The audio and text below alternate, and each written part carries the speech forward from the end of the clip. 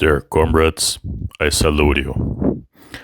Dear listeners, a phrase that I really like is each language we learn is a library we unlock. Each language emerged from specific people, spread to other people, and intellectual production in this language is invariable linked to the history of these people. Therefore, each language has a specific profile of intellectual production.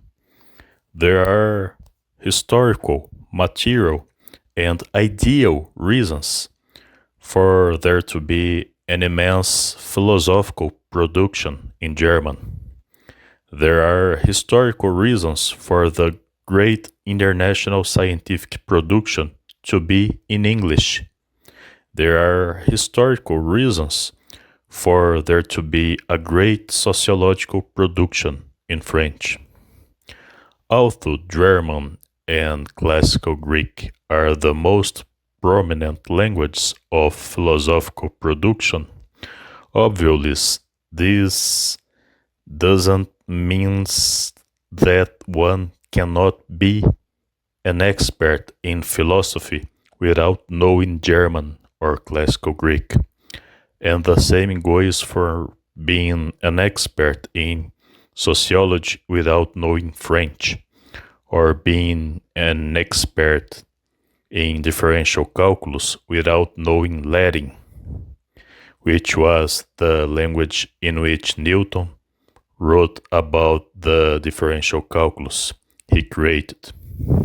However, between two equally intelligent people, a native Russian speaker who read Isaac Newton's method of fluxions translated into his native language, and another person with high proficiency in Latin who reads the work in its original language, the second person will understand Newton's mathematical thinking more thoroughly than the first.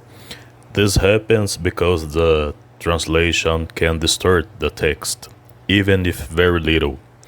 Many expressions in one language don't have an exact translation into another, having to use an approximate translation. In Russian, we have the term показуха, which means an action or speech aiming not the truth, but at a specific reaction or impression of other people or general public. When a self-serving woman pretends to be sad about her husband's death so as not to displease his family, in Russian we call it показуха. This term has a perfect translation into Ukrainian показуха. The pronunciation of the first vowel changes, but the writing is the same. It also has a perfect translation into Belarusian, показуха. The writing changes, but the pronunciation is the same. Ukrainian and Belarusian are very close languages to Russian.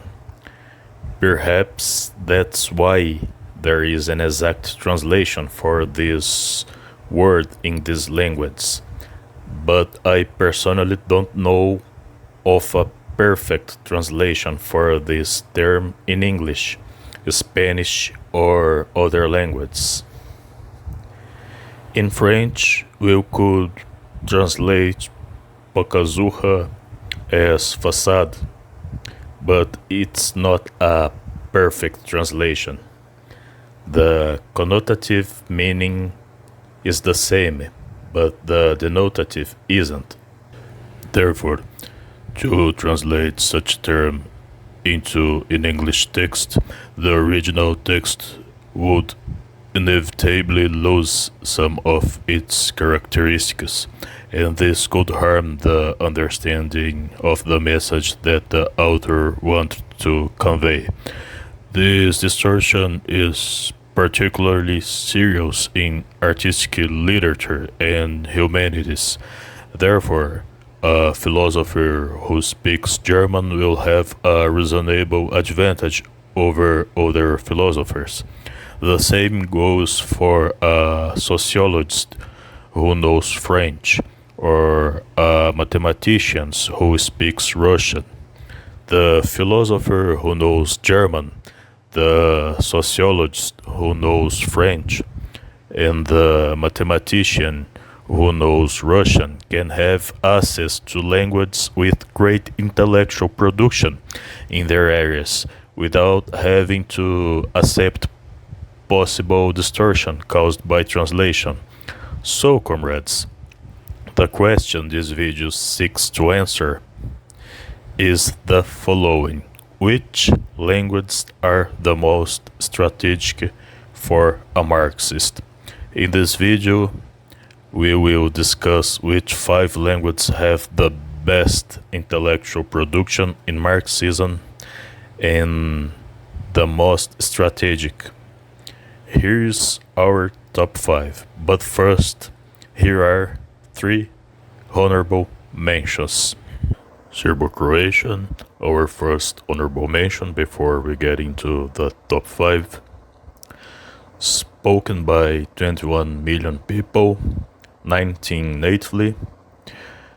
In percentage terms, spoken by 0.26% of the world's population, 0.24% natively. The language has 4 main dialects, which within their countries receive language status: Serbian, Montenegrin, Bosnian, and Croatian. It is a very interesting language because its writing emerged using 2 alphabets, Cyrillic and Latin. The Croatian dialect is writing in the Latin alphabet. Other dialects use both. It is the official language of Serbia, Croatia, Bosnia, Montenegro, and Kosovo. Minorities spoken in Italy, Hungary, Slovenia, Macedonia, Albania, Romania, Austria, Czechia, and Slovakia. It was the main language of Yugoslavia. Of all the countries with native speakers of Serbo-Croatian, only Austria and Italy are not ex-communist. Serbo-Croatian is an important language for communists because despite being a little widespread language, with less than 3,000 of the world's population knowing how to speak it, it is a language that has very rich studies and descriptions of how the economic planning of socialist countries worked, mainly from Yugoslavia, which had Serbo-Croatian as one of its official languages.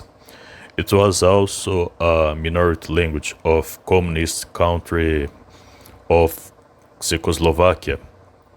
Serbo-Croatian is a language that brings together many documents that clarify the economy and politics of socialist countries. Furthermore, it is a highly strategic language for understanding the ethnic and national conflicts that destroyed Yugoslavia and helped to destroy the entire Eastern Bloc. Many Stalinists, due to their disagreement with Titoism, do not consider Yugoslavia from 1946 to 1992 to be truly socialist. Knowing the Serbo-Croatian language gives us a great tool to investigate this issue, an issue that will be investigated on our channel. As intellectuals from Serbo-Croatian language, we have Stip Shupar, a sociologist from Croatia, and Mihailo Markovic, a Serbian philosopher, proponent of the Praxis school, a Marxist humanist movement from Yugoslavia. Our second honorable mention, Romanian, language spoken by 29 million people, 24 million natively. In percentage, 0.36% of the world population, 0.3% of native speakers. Official language in Romania, Moldova, and Transnistria. Unofficial minority language in Serbia, Hungary, Bulgaria, and Ukraine. All these countries are ex-communists. Namely, the Moldavian dialect from Romanian language was one of the official languages of USSR, but specifically in Moldavian Soviet Republic. By Article 68 of Russian Constitution, any historical language of people that forms the civilization of nowadays Russian Federation is an official language of the country. That makes the Moldavian dialect of Romanian language an official language of Russia. But there are no state service offered in Romanian, nor the obligation of Romanian understanding by some part of state apparatus. So Romanian as an official language of Russia is more a dogmatical consideration than a pragmatical one. One thing that gives Romanian importance within the scope of Marxism is precisely the fact that it is language of two post-Soviet territories that continued with socialism after the end of USSR, Moldova and Transnistria. Since the end of the USSR, Moldova's government has oscillated between presidents who wanted a pro-EU neoliberal orientation and Marxists. In 2020, neoliberal Europeanist Maia Sandu took office, succeeding communist Igor Dodon of the Socialist Party of the Republic of Moldova, a party that brings together Marxist and democratic socialists to oppose capitalism. Dodon was in power from 2016 to 2020. Another Marxist leader that Moldova had in the post-Soviet period was Vladimir Voronin from the Communist Party, this one purely Marxist. Voronin ruled Moldova from 2001 to 2009. Transnistria is an autonomous territory from Moldova. Unfortunately, Transnistria is not properly recognized internationally. The country remained socialist since the fall of the USSR until 2016, when Russian monarchist and hereditist candidate Vadim Krasnoselski won highly contested elections in the country. For the first time, an anti-communist candidate won the elections. Krasnoselski was financed by Sheriff, the largest and one of the very few private companies in the country, which employs approximately 10% of Transnistria economically active population. Romanian being the official language of Moldova and Transnistria. It is one of the main languages of socialism in 21st century. In fact, it is a shame that these two countries abandoned socialism. In any case, both the Transnistrian and Moldovan people are very unhappy with their respective pro-capitalist governments. In addition to being a very important language of 21st century socialism, Romanian is also the language of Cortin Murgescu, an important Marxist economist, and Constantin Dobrogeanu Herea, a Ukrainian Marxist sociologist of Romanian ethnicity.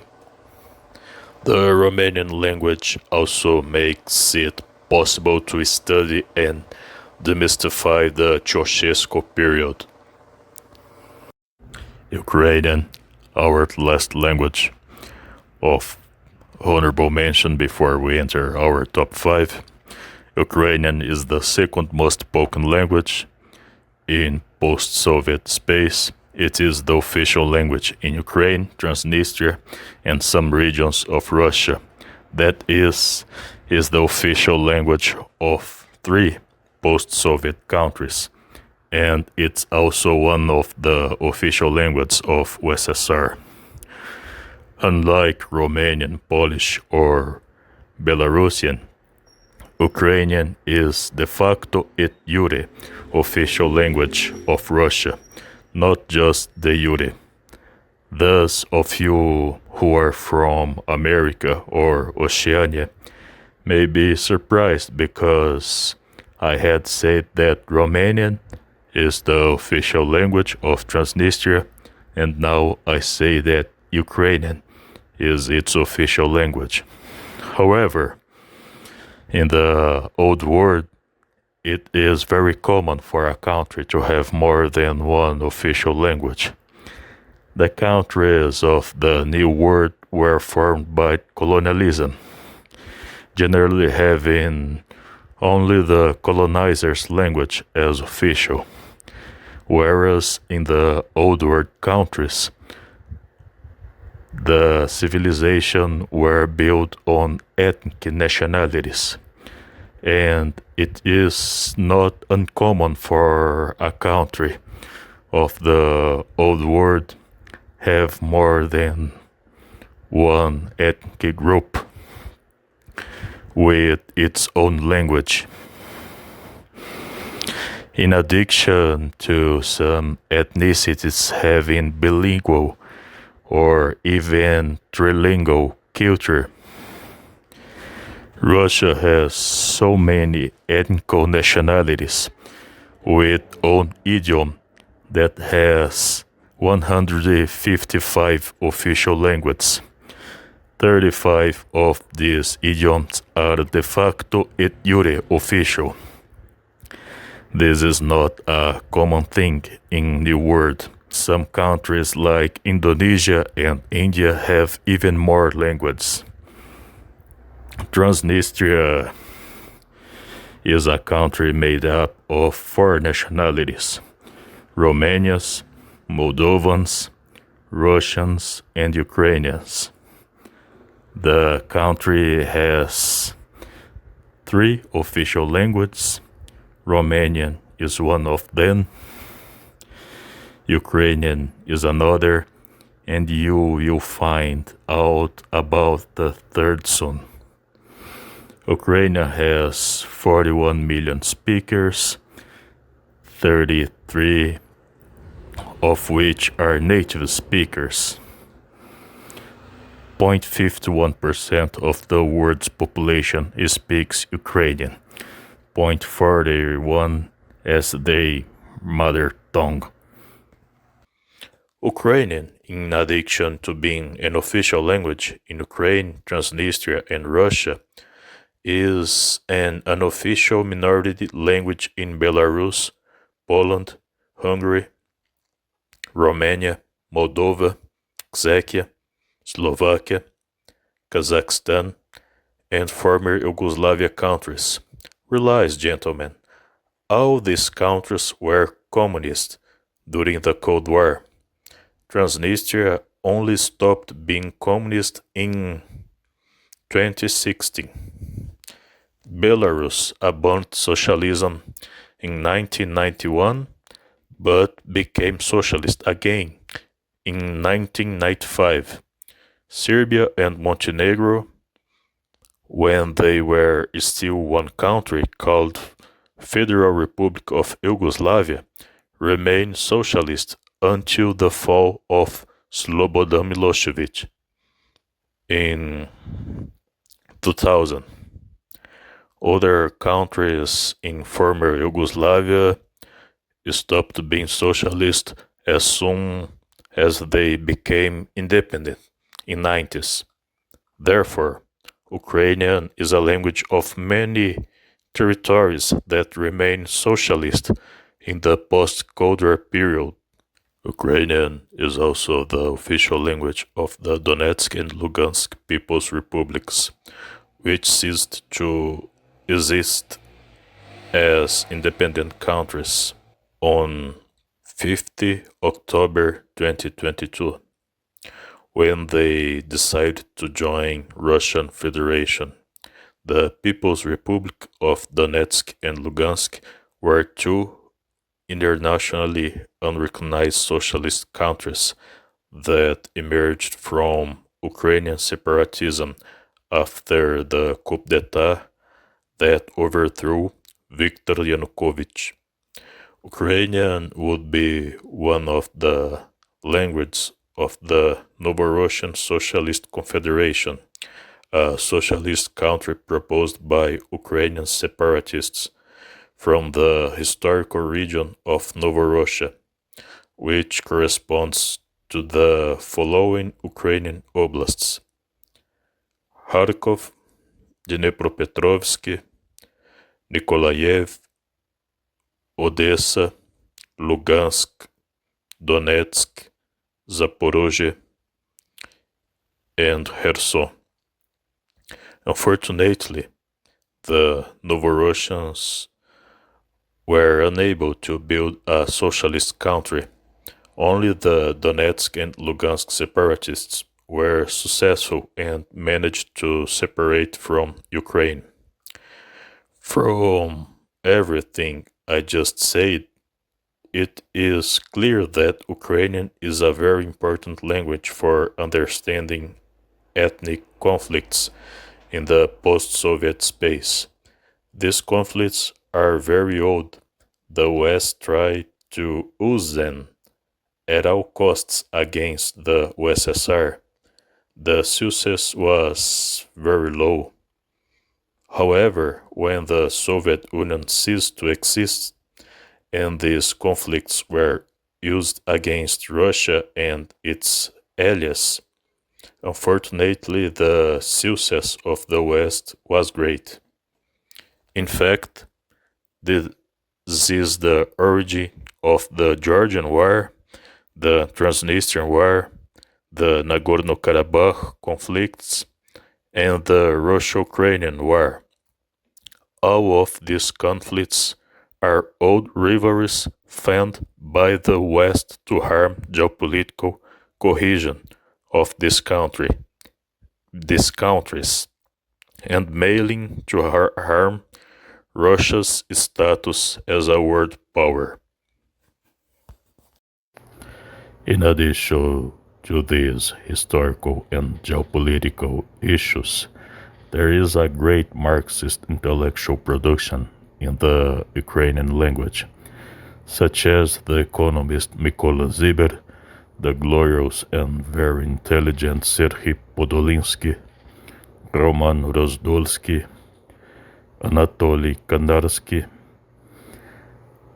The Ukraine has a solid Marxist intellectual production on its literature. Well, comrades, here we finish our honorable mentions, let's now go to our top 5. Chinese, our 5th place in the top 5. It is spoken by 1.5 billion people, of which 1.35 are native speakers. In terms of percentage, 18.75% of the world's population speaks Chinese. 16.88% speak it natively.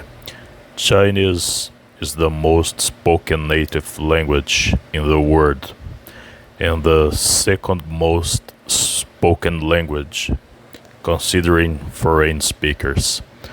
The language is the official language of China and its autonomous territories, Hong Kong and Macau and Taiwan.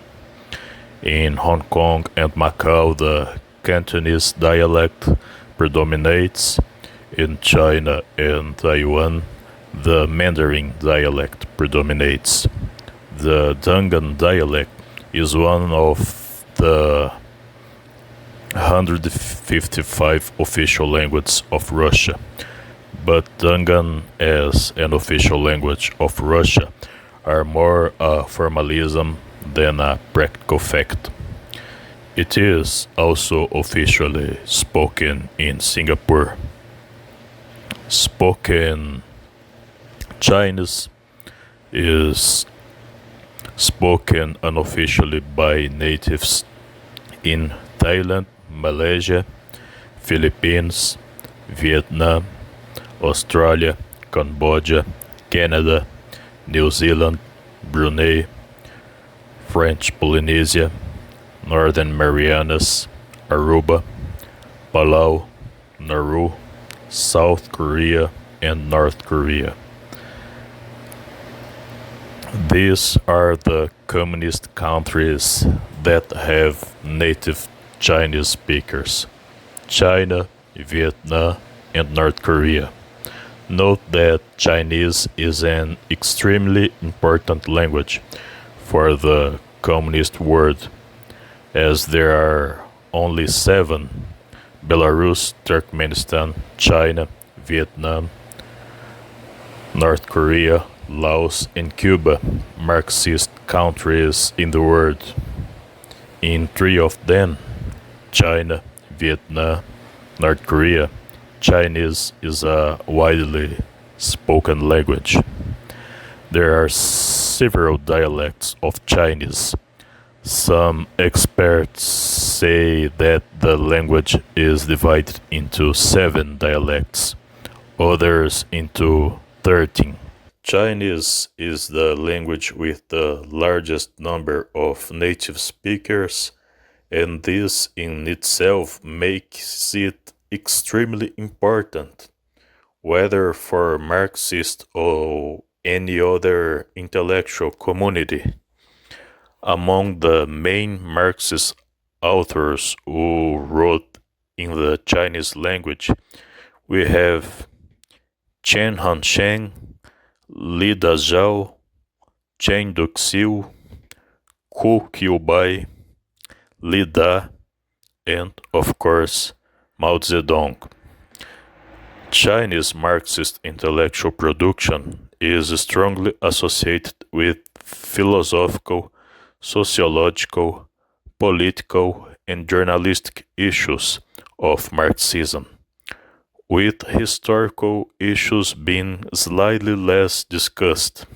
One criticism I make of Chinese Marxist literature is the near absence of economic discussions. A positive highlight is pragmatism, focus on reality and revolution. It was in Marxist literature, in Mandarin, that Maoism was created, an important current of Marxism originating from Mao Zedong's thought. Maoism, though, focuses on political, philosophical, and international relations aspects. Another current of Marxist thought that we have is Dengism, which many Marxists and Maoists do not consider to be truly Marxist. Deng Xiaoping claims to be a Marxist and Maoist, but established some political and economic changes that China must follow to, according to him, adapt Marxism-Maoism to the Chinese reality. Was Deng Xiaoping a Marxist, a neo-Marxist, or simply a fraud? In this video, we will not enter into this controversial discussion, but this discussion is very important for Marxism and understanding Chinese, as well understanding the history of China, is highly strategic for the understanding of this issue, as well for understanding Maoism and all intellectual Marxist production in China. Fourth place, Polish, language spoken by 35 million people around the world, 30 million natively.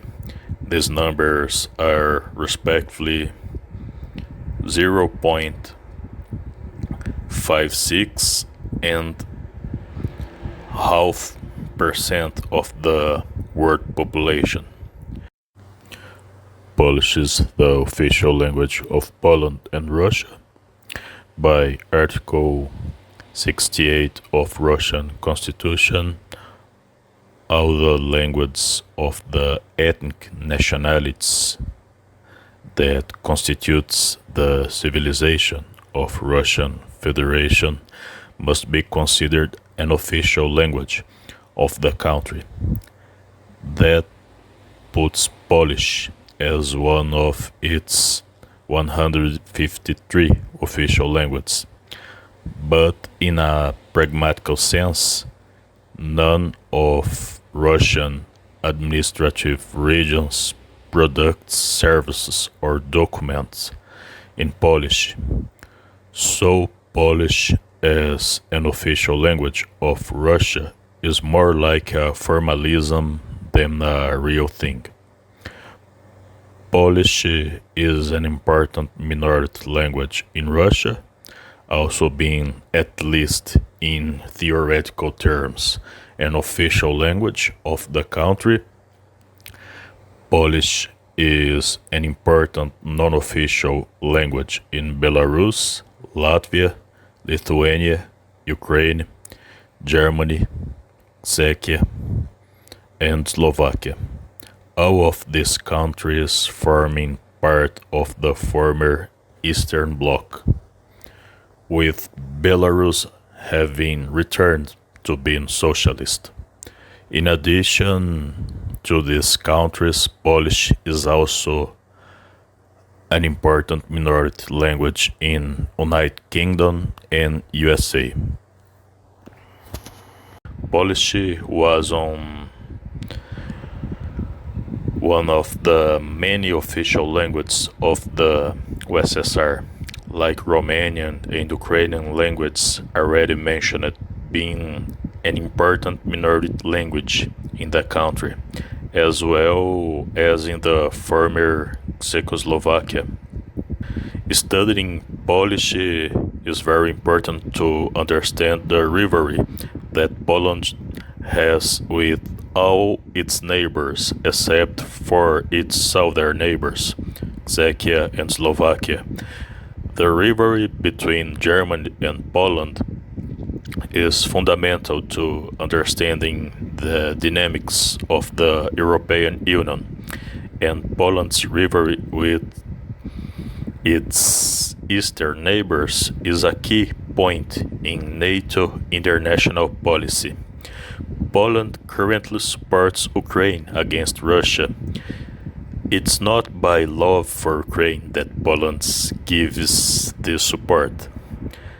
But that's not the subject of this video. Polish is the language of important Marxist economists such as Oskar Lange, Michał Kalecki. Poland, despite the current sad anti-communist moment, has a great tradition in Marxism. Rosa Luxemburg is Polish and Jewish. Ladislau Bartkiewicz is Russian and Polish. Despite being Polish ethnically or geographically, Luxemburg and Bartkiewicz wrote in other languages. Luxemburg wrote in German, Bartkiewicz in Russian and German. Kalecki pioneered the application of Marxist economics in macroeconomics. Oskar Lange refuted Mises' argument against communism using a calculation tool called parametric equations. I highly recommend reading these two geniuses, but I would like to point out that to understand them, you need to have good mathematical knowledge. Kalecki and Lange are two of the most important names in Marxism. Perhaps they are the two most important Marxist authors among those who were not Marx's contemporaries. That is, among the Marxist authors who were born after 1883. I particularly consider that these two poles are very underestimated by Marxist community. Authors from other leftist currents such as feminism or LGBT seem to receive more prominence in the Marxist community than these two great Polish economists. This is regrettable. This is such a shame. Yaroslav Lladosz, Adam Schaff, Jacek Titenbrum, Jerzy Kocjan, Stanislav Kozyrkowalski, Stefan Leder, and many others were great Polish Marxists in the field of philosophy and sociology. I intend to talk about Jerzy Kocjan in the future. Now let's move on the next language. Third place, English. English was official language only of one communist country, Grenada, which was socialist from 1979 to 1983, when it was invaded by USA. Therefore, the great relevance of English language for socialists is not due to being a language with a strong historical association with Marxism. The Ukrainian mentioned in the honorable mentions and Polish are languages spoken by few people, but they are languages of countries that were socialist for a long time and are even important minority languages of countries that are socialist to this day, such as Belarus. And thanks to this, there is an abundance of important Marxist intellectuals in these languages. Polish and Ukrainian are languages little spoken in the world, almost unknown outside Eastern Europe, which for historical reasons gave voice to several communists. The opposite is true with English. Of all the countries that have English as their official language, only one was communist, and only for 4 years. So why English is the third most important language for Marxists? Simple, because it's the most spoken language in the world. Among countries, autonomous and overseas territories, it's the official language of the largest number of entities, being the official language of 81 entities of international law. It's also an important minority language in Malaysia and Sri Lanka. Due to colonialism and imperialism, many non-European people had the English language forcibly embedded in their nationalities. Hong Kong is one example, India another. English is the fourth most spoken language in the world in native terms, and the first most spoken in general terms. The language has 500,000,000 native speakers and 1.4 billion general speakers. 23.75% of Earth's inhabitants are English speakers. 6.25 are native speakers. Interestingly, the proportion of English speakers in the world is approximately the same as the US GDP in global GDP. This is not a mere coincidence. Economic dominance leads to linguistic dominance. Material dominance has repercussions in the world of ideas. English, despite almost zero link with communism, is spoken by almost one-fourth of the world's population, and that's why it's used by several Marxist intellectuals. After all, Marxists don't just emerge in socialist countries. Furthermore, English, due to its scope, is the most used language for translations across the globe. So, if a communist in a country does not have access to Marxist work in his native language and does not know the original language of the work,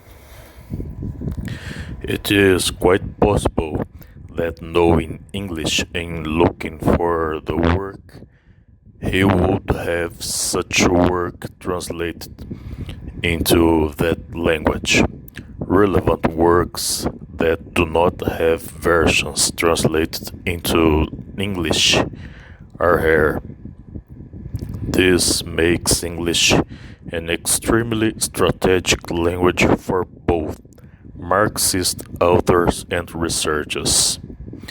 English is the main language of a subcurrent of Marxism, analytical Marxism.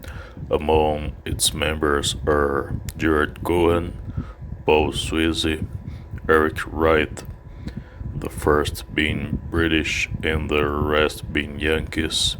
Another important intellectual for contemporary Marxism is the US-based Paul Adam Przeworski. These authors were part of the September Group. Some integrants of September Group would later establish a new Marxist theory, denying part of Marx's foundations, although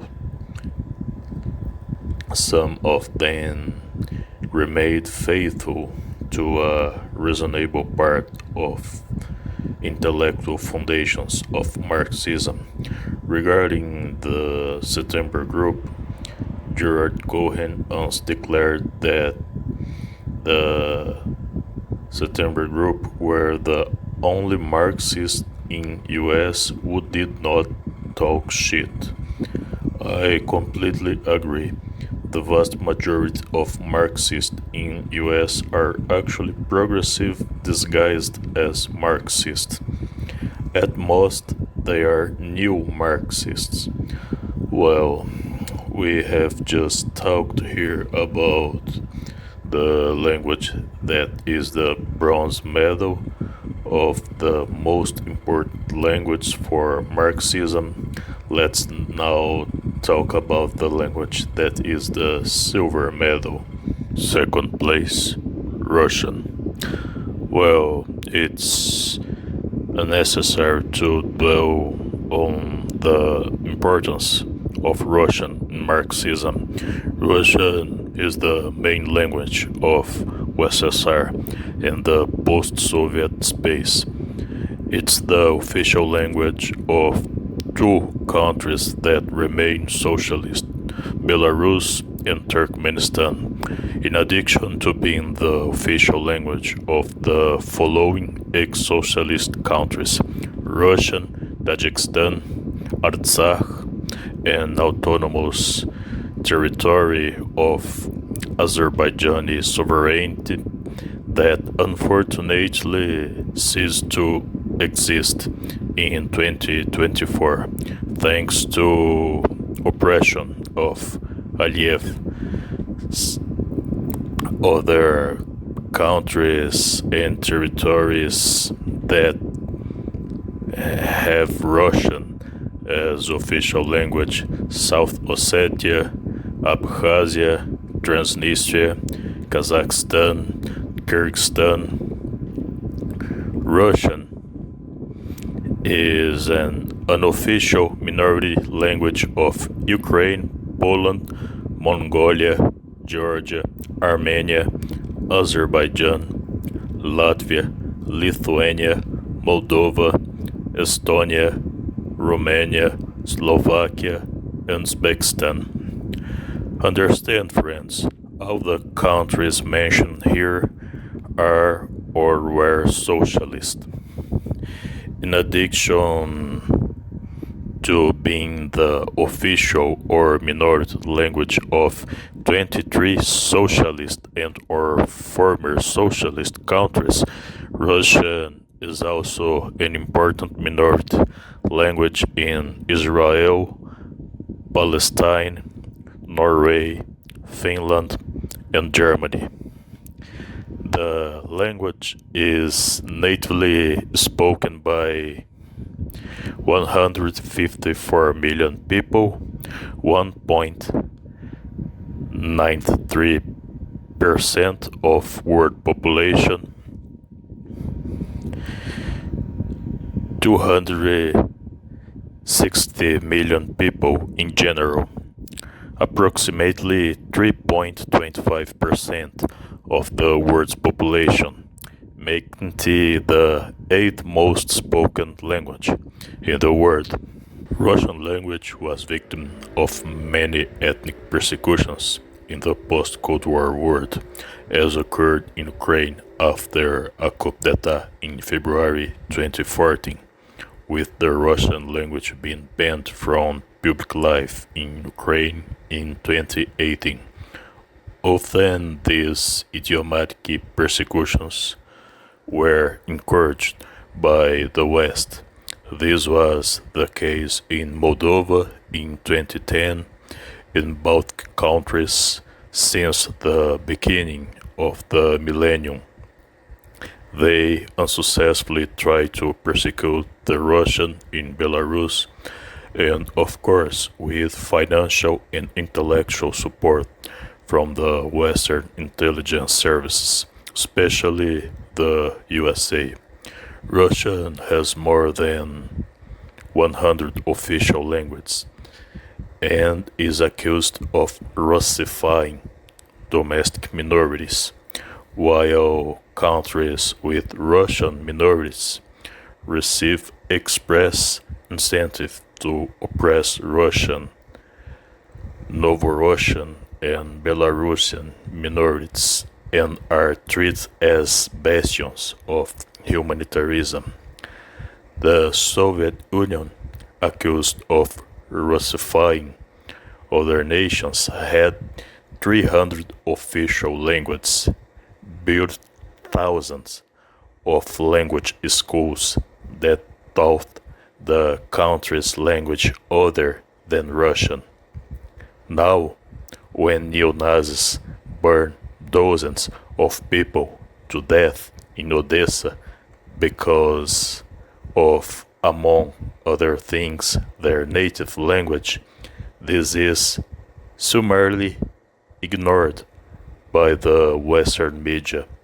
Knowing the Russian language from its history to the language itself is very important for learn about these ethnic intrigues in Eastern Europe, a factor widely used to generate disputes that interest the West.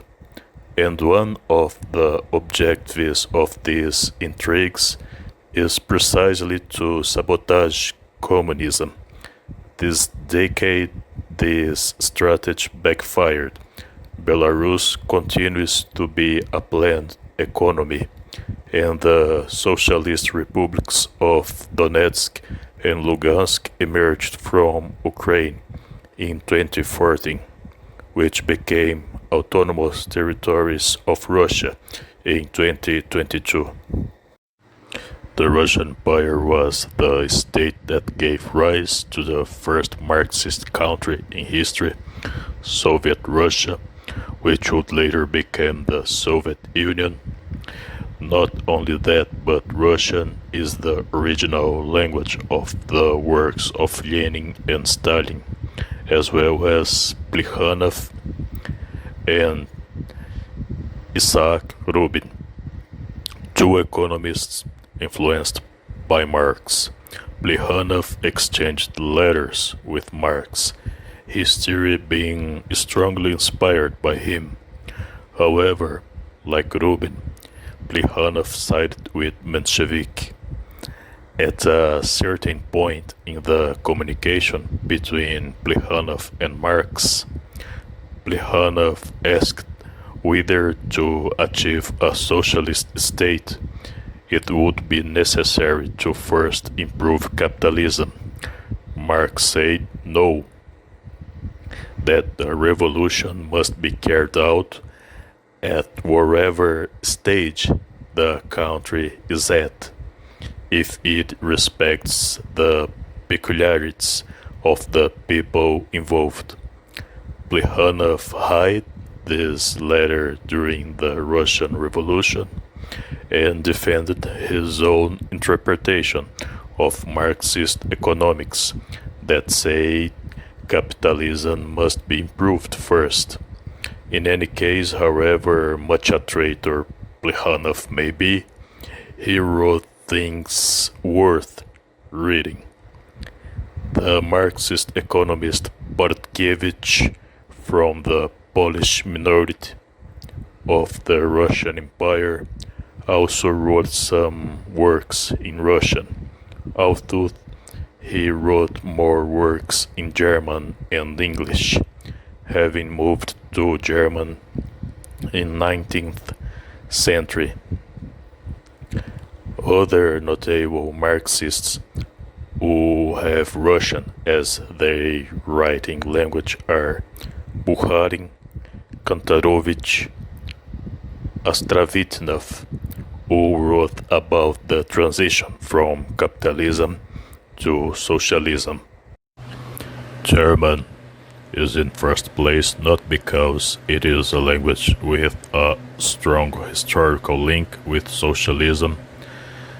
The only socialist country that spoke German is the extinct East Germany. German is the official language of Germany, Liechtenstein, Luxembourg, Austria, Switzerland, and Belgium, being an important minority language in Brazil, Italy, Namibia, Netherlands, and the following ex-communist countries: Czechia, Russia, Kazakhstan, Kyrgyzstan, Hungary, Poland, Romania, and Slovakia. Therefore, German is the official language of one extinct communist country that is now part of current Germany, and a minority language of eight ex-communist countries. Also was one of official languages of Soviet Union, but not one of the main. Russia also has German as an official de jure language. German, therefore, has a great historical link with Marxism, although not as much as Russian, Ukrainian, and other languages presented here. Curtailing the historical link between German language and socialism, despite not being the greatest, is greater than that of English language, which made our list because it is most spoken language in the world and produced most of scientific literature. German is spoken by 440 million people worldwide, 5.5% of the world's population, half as native language and half as a foreign language. If we only consider languages spoken as native language, German would not even be among the 10 most spoken languages in the world, being the 12th, but also considering people who learned German, as a foreign language. It is the 5th most common spoken language in the world. Well, if English and Chinese is more spoken than German, and Russian, Polish, Serbo-Croatian, and Ukrainian have a greater historical link with socialism, why does German appear first on a list of languages that communists should know? Simple. It is the language in which all of Marx's original thought was writing. It's the language of Marx, Engels, the first Marxist, Karl Liebknecht, Ernst Bloch, Ernst Thälmann, and many others. Rosa Luxemburg, despite being born in Poland, moved to Germany and wrote her bibliography in German. There are a multitude of Marxist historians who write originally in German, and many schools of thought in Marxist or neo-Marxist history, philosophy, sociology have emerged in Germany. Who has never heard of the Frankfurt School, the target of conspiracies by conservatives, criticism by the most orthodox Marxists, and certain neo-Marxists? Anyway, I put German in first place because it's the language in which the foundations of Marxism were written. A native or fluent non-native speaker of German has a great strategic advantage over other people in understanding Marxism because, as we said in the beginning of the video, not every word or phrase has an exact translation between two languages. In addition, with each last translation a work goes through, there is one less person to put their possible bad faith or stupidity in the translation. Dear comrades who have completed our work, here are the honorable mentions of important languages that were left out of the top 5, and then the top 5. Honorable mentions: Serbo-Croatian, Romanian, and Ukrainian. Top 5: Chinese, Polish, English, Russian, and German. Here are two graphics I think would be interesting in the context of this video. The first graphic is the word percentage of speakers from each language. As you can see, the honorable mentions and Polish are little spoken language. Besides being a little spoken idiom, Polish has a lot of Marxist intellectual production. This granted its fourth place.